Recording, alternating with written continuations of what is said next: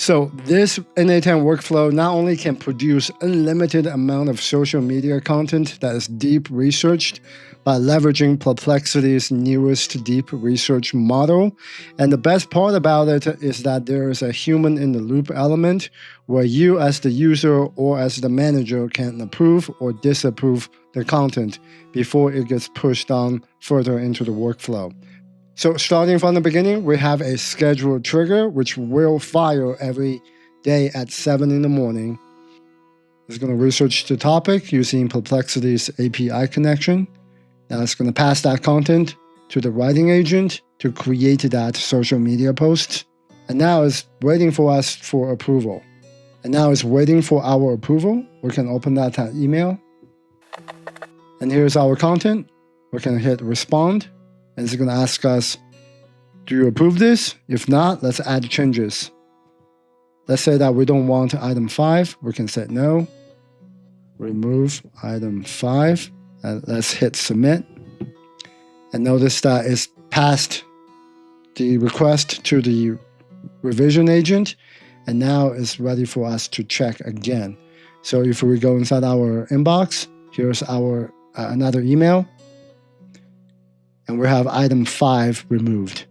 And let's say that we are happy with this content. We can hit respond and hit approve. And if we hit submit, it's going to be passed on to the next workflow. And eventually we're going to get an email saying, hey, it's completed. If we go inside our Google Drive, this is our content. So this is exactly how the entire process works. Now let's start from the beginning and look at each individual nodes to see how everything was set up. So on the schedule trigger, we are making this extremely simple. Every day at 7 a.m., we're going to fire this trigger.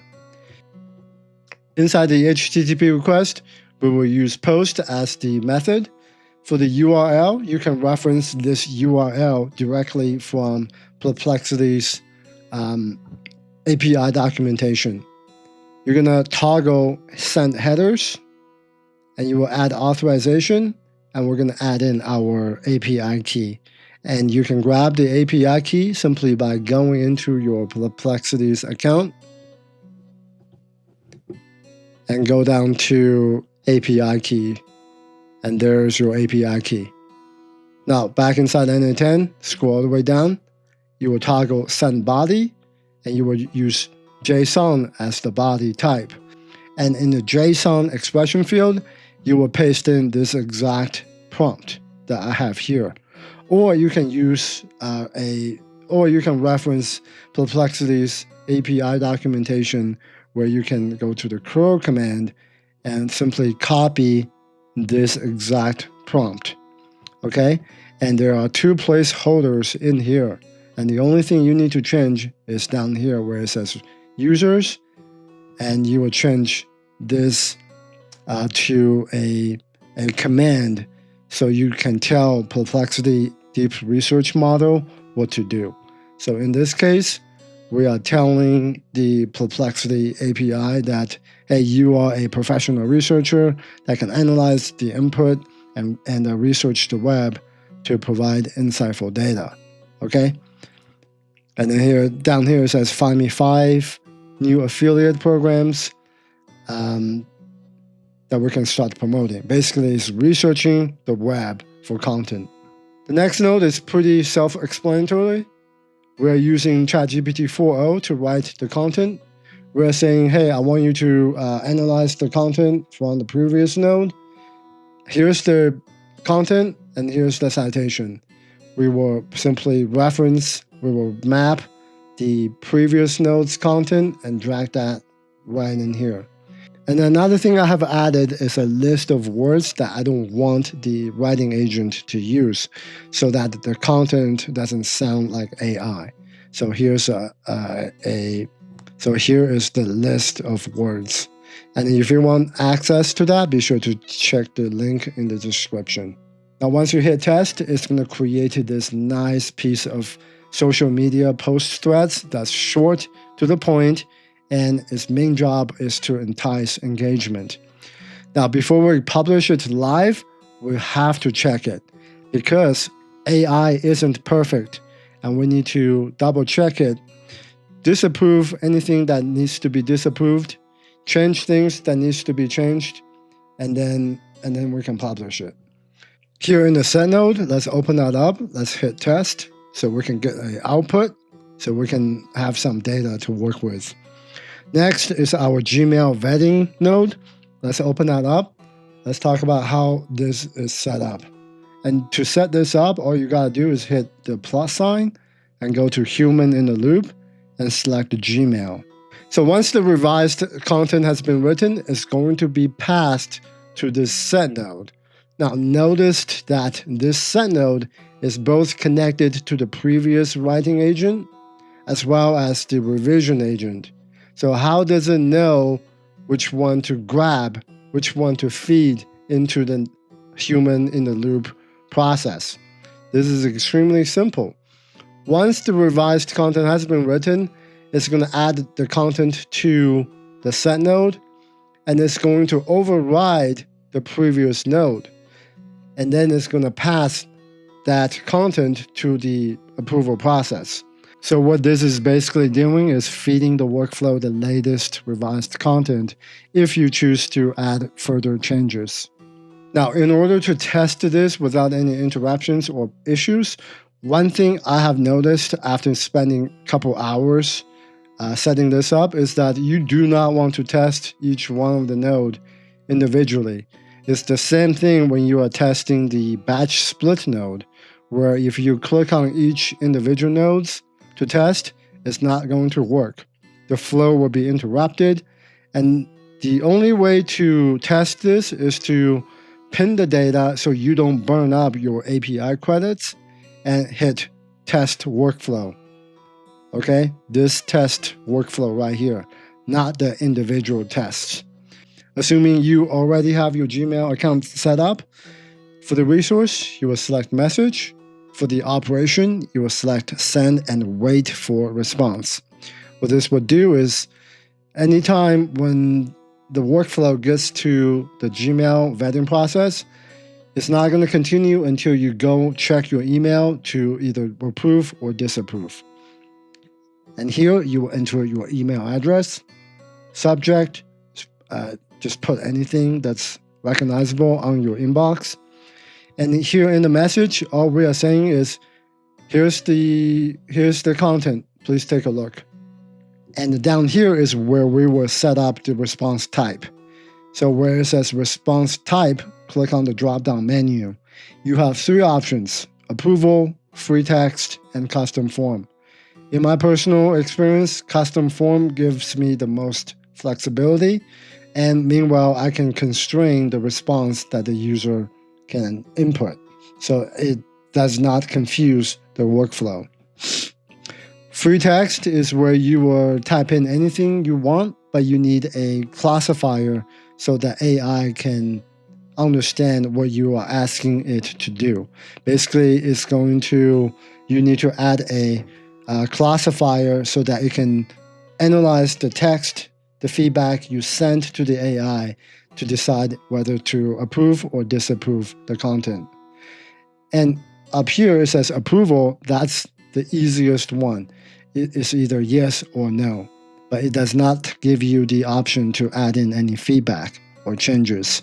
So what I like is using custom form. And down here where it says form elements, this is the prompt that will show up underneath the content inside your email, asking, hey, do you approve this or do you not approve this? So the first one is, hey, do you approve this? And we're adding a drop-down list. We can say yes. If it's yes, it's going to just move on.